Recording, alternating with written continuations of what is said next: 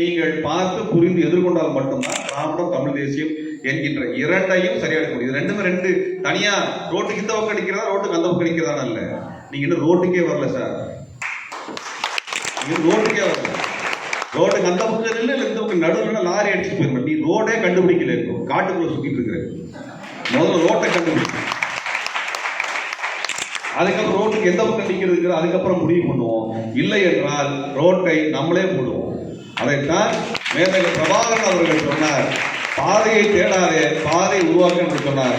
இன்றைக்கு நமக்கு இருக்க பெரிய பிரச்சனையே என்னன்னா, தேசிய தலைவர் பிரபாகரன் படத்தை வைத்துக் கொண்டு இந்திய பார்ப்பனர்களுக்கு வாலாட்டக்கூடிய ஒரு கட்சி தமிழ் தேசிய கட்சியாக வந்து நிற்பதுதான் தமிழ்நாட்டினுடைய தமிழ் தேசியத்தினுடைய பிரதான சிக்கல். ஆனா இன்றைக்கு தமிழ் தேசியத்தினுடைய சிக்கல் ஆரியம் என்பதை விட தமிழ் தேசியம் என்று சொல்லிக் கொண்டு வந்திருக்கக்கூடிய போலிகள் தான் முதன்மை எதிரி என்பதை நாம் புரிந்து கொண்டு தேசியம் என்பதை உள்வாங்கி அந்த இடத்துல திராவிடத்தினுடைய முக்கியத்துவத்தை புரிந்து கொண்டு முன்னகர வேண்டும். ஆகவே திராவிடம் தமிழ் தேசியம் தமிழினத்தினுடைய வளர்ச்சிக்கு ஒரு படிக்கட்டுகளாகத்தான் இருக்கிறதே ஒழிய எதிர்நிலையில் இல்லை என்பதை சொல்லி முடிக்கின்ற. நன்றி, வணக்கம். தோழர்களுக்கு நன்றி.